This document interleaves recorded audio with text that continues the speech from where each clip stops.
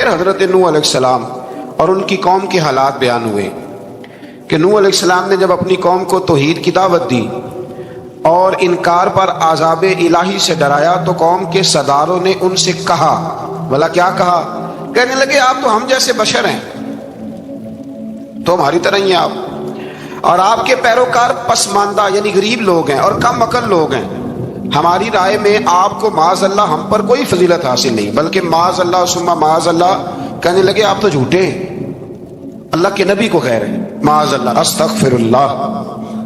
نوح علیہ السلام نے جواب دیا کہ میں اپنے رب کی جانب سے واضح دلیل رکھتا ہوں اور اس نے مجھے رحمت سے نوازا ہے، لیکن تم میرے مقام کو سمجھنے کی صلاحیت نہیں رکھتے، تم اتنی صلاحیت رکھتے نہیں ہو۔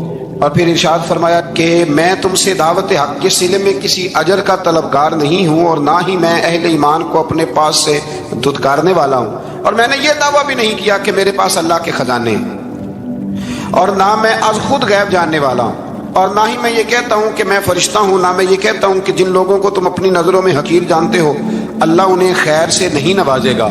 فرمایا یہ ٹھیک ہے کہ اللہ بشروں میں سے رسول بناتا ہے، پر جسے بناتا ہے پھر اسے بڑی شانیں عطا فرماتا ہے۔ پہلے دن سے انسان کا یہ مسئلہ ہے، پہلے دن سے انسان کا یہ مسئلہ ہے کہ وہ کہتا ہے میں انسان سے ہدایت حاصل کروں، لیکن رب نے بھی قانون بنایا ہے کہ اللہ تبارک و تعالیٰ بندے پر ہی وحی فرماتا ہے، فرشتوں اور جنوں کو اللہ نے اس منصب کے لیے منتخب نہیں فرمایا۔ قوم نوح نے کہا کہ آپ نے ہم سے بہت بحث کی معاذ اللہ، بس جس عذاب سے آپ ہمیں ڈرا رہے ہیں وہ لے آئیے۔ تو نوح علیہ السلام نے کہا کہ اللہ چاہے گا تو تم پر عذاب بھی آ جائے گا۔ آیت نمبر 37 سے 47 میں بتایا کہ اللہ تعالیٰ کی طرف سے نوح علیہ السلام کو حکم ہوا کہ ہماری نگرانی میں اور ہماری وحی کے مطابق آپ کشتی بنائیے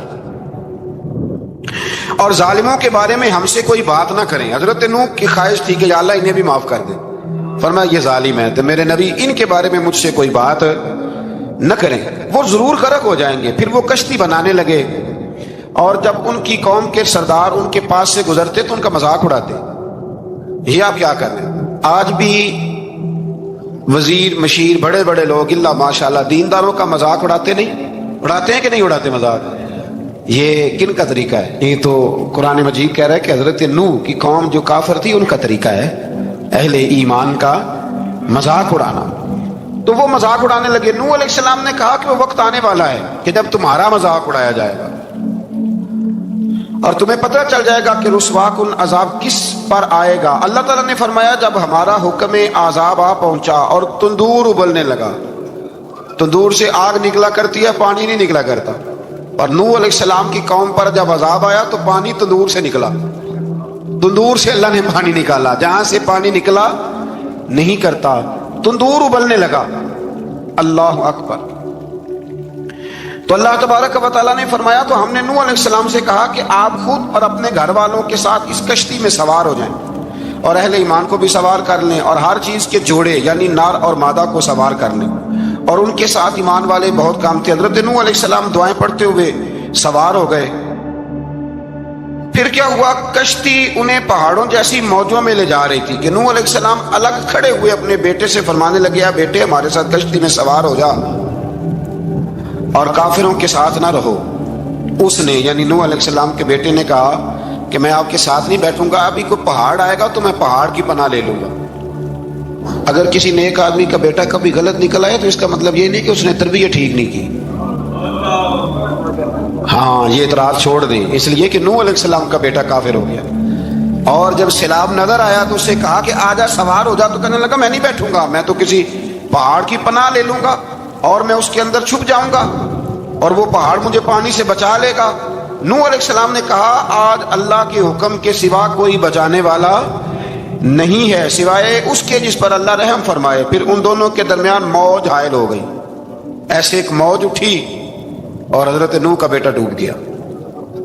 اور جب حضرت نوح کا بیٹا ڈوبا اللہ کی طرف سے حکم ہوا اے زمین اپنا پانی نگل لے، اے آسمان تھم جا، پانی خوش ہو گیا، اللہ کا فیصلہ نافذ ہو گیا اور کشتی کوہ جودی پر ٹھہر گئی۔ نوح علیہ السلام نے اللہ سے التجا کی کیا میرے پروردگار میرا بیٹا اور میرے اہل سے ہے اور تیرا وعدہ سچا ہے کہ تو میرے اہل کو بچا لے گا۔ اللہ نے فرمایا نوح وہ آپ کے اہل میں سے ہے ہی نہیں، وہ آپ کے اہل میں سے ہے ہی نہیں۔ اہل میں سے وہ ہوگا جو آپ کے طریقے پہ چلے گا، جو طریقے پہ نہ چلے وہ نسل میں سے ہے ہی نہیں، وہ ختم ہو گئی بات۔ اللہ اکبر۔ اس کے اعمال ٹھیک نہیں، جس بات کی حقیقت کا آپ کو معلوم نہ ہو اس کے بارے میں سوال نہ کریں۔ تو نوح علیہ السلام نے اللہ تعالیٰ سے اپنی اس اجتہادی خطا پر مغفرت اور رحم کی دعا کی۔ پھر طوفان نوح تھم جانے کے بعد وہ سلامتی کے ساتھ اتر گئے۔ اجتہادی خطا، میں نے ایک لفظ بولا ہے، یہ اجتہادی خطا کا مطلب یہ ہے کہ بعض اوقات انبیاء سے ایسی باتیں سرزد ہو جاتی ہیں کہ جو تعلیم امت کے لیے ضروری ہوتی ہے، تاکہ لوگوں کو پتہ چل جائے کہ اللہ کی بارگاہ میں توبہ کیسے کرنی۔ اگر وہ لوگ توبہ نہ کرتے تو ہمیں توبہ کے طریقے سمجھ میں، یعنی ان سے اجتہادی خطا ہو گئی، کہنے میں کرنے میں کوئی ایسی بات ہو گئی جو بظاہر اللہ تعالیٰ کی رضا والی، تو فوراً معافی مانگ لیتے تھے۔ لیکن اب امتی اٹھ کے کہے کہ نبی گناہ گار ہے، معاذ اللہ۔ حضرت آدم نے دعا مانگی تھی نا، ربنا ظلمنا انفسنا، اے اللہ ہم نے اپنی جانوں پر ظلم کیا۔ انہوں نے کہا تھا، تو اگر کوئی بندہ حضرت آدم کو ظالم کہے گا تو کافر ہو جائے گا۔ تو اگر وہ کہے کہ وہ تو خود کہہ رہے ہیں، ایک بندہ اڑ جاتا ہے، کہتے ہیں تو خود کہہ رہے ربنا ظلمنا، وہ خدا کے بندے، وہ اللہ کے نبی ہیں، وہ رب سے کہہ رہے ہیں، وہ عاجزی کے طور پر کہہ رہے ہیں۔ کچھ لوگ اڑ جاتے، کہتے ہیں خود حضور نے کہا ہے جی انا بشر مثلکم، میں تمہاری طرح کا بشر ہوں، خود نبی پاک نے کہا ہے۔ عجیب بیوقوف بندے ہو، نبی کریم تو کہہ سکتے ہیں پر امتی اٹھ کے نہیں کہہ سکتا۔ اس نے تو کہنا ہے وہ حبیب اللہ ہے، اس نے تو کہنا ہے وہ قیامت میں شفاعت کرنے والے ہیں، امتی نے تو کہنا ہے وہ سارے نبیوں کے سردار ہیں، وہ امام الانبیاء ہیں۔ امتی وہ لفظ ادا کرے گا جو اس کے بنتے ہیں۔ اب کوئی بندہ اٹھ کے کہہ دے، دیکھے نا ایک بہت بڑا عالم تقریر کرتے ہوئے کہے جی میں تو ان پڑھ آدمی ہوں، تو اس کا شاگرد کہے کہ استاد جی قسم اٹھائے، آپ نے تقریر میں کہا نہیں میں ان پڑھ ہوں، آپ تو ان پڑھ ہے۔ تو یہ بات ادب ہے کہ بے ادبی ہے؟ چلیں اس سے آگے چلتے ہیں، یہ بھی ذرا مشکل سے سمجھ میں آئے گی۔ ایک اور بات جو جلدی سمجھ میں آ جائے گی، ایم این اے جب اعلان کرتا ہے، تقریر کرتا ہے، الیکشن لڑتا ہے، تو کہتا نہیں میں قوم کا خادم ہوں، کہتے ہیں نا کہ میں قوم کا خادم سے آپ کیا کچھ کراتے ہو؟ سارے کام کراتے ہیں نا۔ خادم کو بندہ یہ بھی کہہ لیتا ہے کہ جھاڑو دے دے گلی میں، کہتے ہو کہ نہیں کہتے؟ تو اس نے بھی تو سپیکر میں کہا میں خادم ہوں، کہو اس سے کہ جھاڑو دے گلی میں آ کے، پھر پتہ کیا حال ہوگا؟ جھاڑو تو نہیں آئے گا اور ہو سکتا ہے کچھ ہے آ جائے۔ تو اس لیے اب کوئی بندہ کہ جی انہوں نے خود کہا ہے، تو ایک کچھ پوری جماعت ہے لوگوں کی جو بات کو سمجھتی نہیں، کہتے ہیں خود کہا ہے میں بشر ہوں، انہوں نے خود کہا میں غیب نہیں جانتا، انہوں نے خود کہا میرے پاس خزانہ کوئی نہیں، انہوں نے خود کہا میرے پاس کوئی شے نہیں۔ تو اس لیے آپ سمجھیں کسی کے لفظوں پر اگر آپ گرا لگا کے بیٹھیں گے تو پھر اس سے بے ادبی ہوگی۔ تو نوح علیہ السلام نے اللہ سے اپنی اجتہادی خطا کی معافی مانگی۔ اب حضرت نوح کو کوئی خطا کار کہے گا تو بہت بڑا مجرم بن جائے گا، اس لیے کہ وہ اللہ کے نبی ہیں۔ آیت نمبر 50 میں قوم عاد کا ذکر ہے، اور ان کی طرف دعوت توحید دینے کے لیے اللہ تعالیٰ نے حضرت ہود علیہ السلام کو بھیجا۔ ہود علیہ السلام نے قوم سے کہا کہ میں تم سے کسی چیز کا اجر طلب نہیں کروں گا، میرا اجر میرے اللہ کی بارگاہ میں ہے، پاس تم اپنے رب سے بخشش مانگو، پھر اس کی بارگاہ میں توبہ کرو، اللہ تعالیٰ تم پر موسلا دھار بارش برسائے گا اور تمہاری قوت میں اضافہ فرمائے گا۔ قوم عاد نے دعوت حق کو رد کیا اور ایمان نہ لائے، بلکہ ہود علیہ السلام پر طنز کیا۔ وہ کہنے لگے کہ ہمارے تو معبودوں نے، ہمارے بتوں نے معاذ اللہ آپ کو پاگل بنا دیا ہے، آپ کو مجنون بنا دیا ہے، الٹا حضرت ہود کو کہنے لگے، اس لیے آپ ایسی باتیں کرتے ہیں۔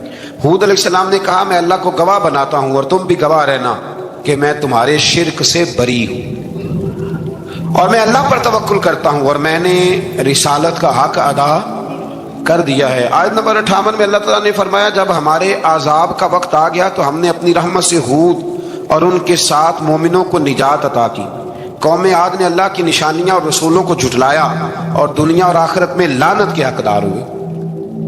آیت نمبر 61 میں پھر سے حضرت صالح علیہ السلام اور ان کی قوم سمود کے حالات کو بیان کیا گیا ہے۔ حضرت صالح نے کہا ہے میری قوم اللہ وحدہ لا شریک کی عبادت کرو، اس سے بخشش طلب کرو، اس کی بارگاہ میں توبہ کرو، اس نے تمہیں زمین سے پیدا کیا ہے، اس پر آباد کیا ہے۔ جواب دیا ہے صالح ہمارے آباء و اجداد کے معبودوں کی عبادت کو روکنے سے پہلے ہمیں آپ سے بڑی امیدیں تھیں، اور اب آپ ہمیں روکنے لگے ہیں باپ دادا کے دین سے، لیکن اب ہمیں آپ کی دعوت کے بارے میں شکوک ہیں۔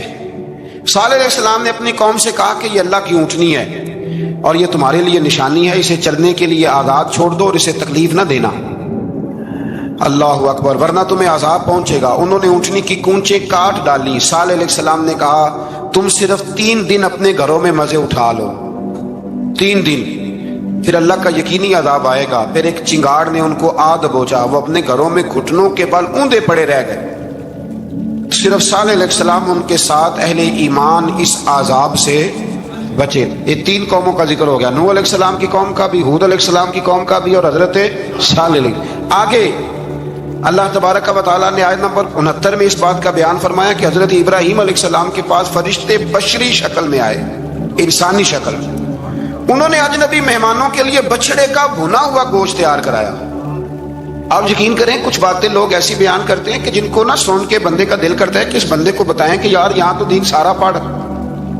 ایک صاحب مجھے کہنے لگے جی میں ایک پیر صاحب کے پاس گیا تھا تو بڑی مرغن غذائیں تھیں، انہوں نے میری بڑی خدمت کی پر مجھے نہیں اچھا لگا، پیروں کو چاہیے سادی روٹی رکھیں۔ میں کہ تو پیروں واسطے لسٹ بنا خاں انہوں نے کس طرح کا ہونا چاہیے۔ یہ بہت بڑی مصیبت ہے۔ اگر آپ سادہ کھانا کھلا دیں تب بھی اعتراض ہے، اچھا کھلا دیں کہتے رولا ہے کوئی پیر چوکھے مالدار، دونوں طرف سے مسئلہ۔ تو کہنے لگا جی نہیں پیروں کا کیا کام ہے، وہ کڑائیاں اور وہ سارے۔ تو پھر میں نے انہیں کہا کہ آپ اس طرح کریں، گھر جا کے نا تو 12ویں سپارے کی تلاوت کریں۔ حضرت ابراہیم نے اپنے مہمانوں کے لیے بھنا ہوا کھانا تیار فرمایا تھا۔ تو آپ کیا کہیں گے کہ حضرت ابراہیم درویش نہیں تھے؟ عجیب بات ہے بھائی، آپ ہر بات میں اڑ جاتے ہیں۔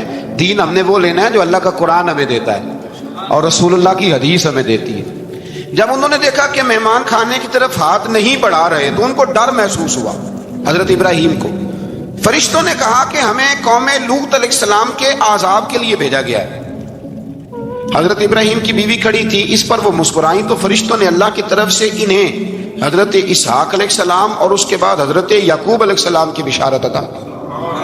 اسحاق علیہ السلام حضرت ابراہیم کے بیٹے ہیں اور یعقوب علیہ السلام پوتے ہیں، اور یعقوب علیہ السلام کے بیٹے یوسف علیہ السلام۔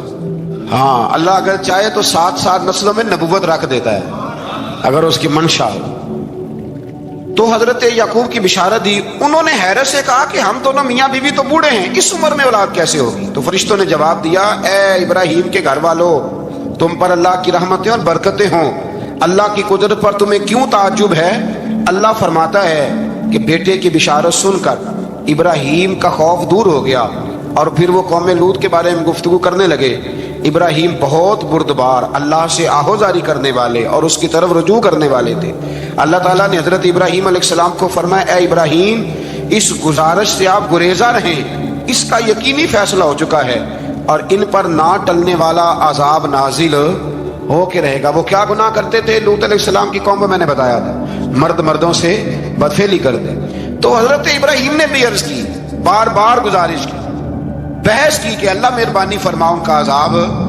آپ دیکھیں نبیوں کے حوصلے کتنے بڑے ہیں، قومیں تنگ کرتی ہیں اور طرح طرح کی باتیں کرتی ہیں اور پیغمبر پھر بھی کہتے ہیں یا اللہ مہربانی فرما، اے اللہ ان سے عذاب۔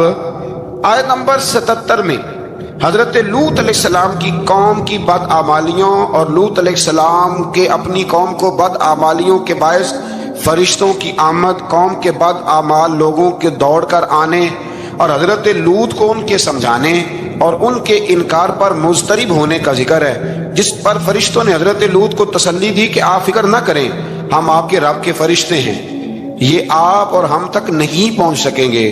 آپ رات کے آخری حصے میں قوم کی طرف توجہ کیے بغیر ہجرت فرما لیں، اس لیے کہ صبح کے وقت ان پر عذاب آئے گا۔ جب اللہ کا عذاب آیا تو اس نے بستی کے اوپر کے حصے کو نیچے کر دیا اور قوم لوط کے اوپر اللہ کی طرف سے لگاتار نشان زدہ پتھر برسائے گئے، لگاتار پتھر آئے۔ آیت نمبر 84 میں اللہ تعالیٰ نے حضرت شعیب علیہ السلام اور ان کی قوم کا ذکر فرمایا ہے اور ان کے جرائم کو بیان کیا گیا ہے۔ وہ ناپ تول میں کمی کرتے تھے، دوسروں کو چیزیں کم تول کر دیتے تھے۔ اللہ تعالیٰ نے ان سے فرمایا کہ فساد فی الارض سے باز آؤ اور اپنے سے پہلے سرکش امتوں کا انجام دیکھ لو۔ جب حضرت شعیب کی نصیحتوں کا ان پر اثر نہ ہوا تو پھر اللہ تعالیٰ نے انہیں بھی عذاب سے ہلاک کر دیا۔ آیت نمبر 94 میں فرمایا کہ جب ہمارا عذاب آیا تو ہم نے اپنی رحمت سے حضرت شعیب اور ان پر ایمان لانے والوں کو بچا لیا اور ظالموں کو ایک زبردست چنگاڑ نے پکڑ لیا تو صبح وہ اپنے گھروں میں اوندے منہ پڑے تھے، گویا وہ کبھی وہاں آباد تھے ہی نہیں۔ آیت نمبر 96 میں حضرت موسیٰ علیہ السلام کو عطا کیے جانے والے 9 معجزات کا ذکر ہے۔ پھر فرعون اور اس کے پیروکاروں کے باطل روش کے باعث ان کی ہلاکت کا بھی ذکر فرمایا اور دنیا اور آخرت میں انہیں ملعون یعنی لعنتی قرار دیا۔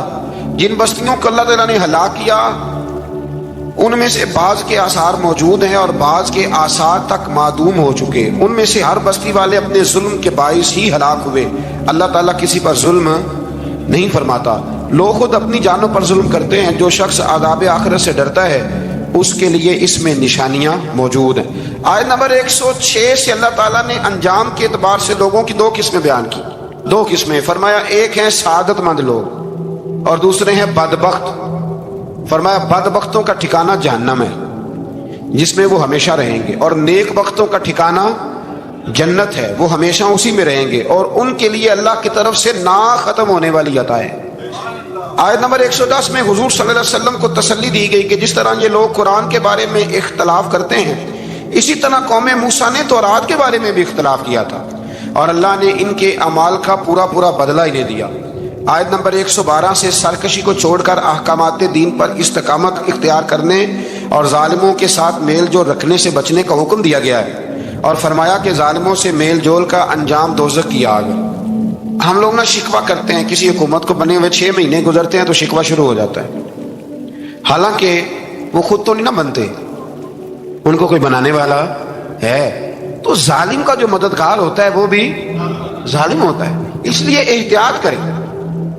اور یہ صرف سیاستدانوں کی بات نہیں، دنیا کے ہر معاملے میں آپ غور کریں کہ آپ کسی ظالم کے مددگار تو نہیں. اللہ تعالی ہمیں حق پر استقامت عطا فرمائے.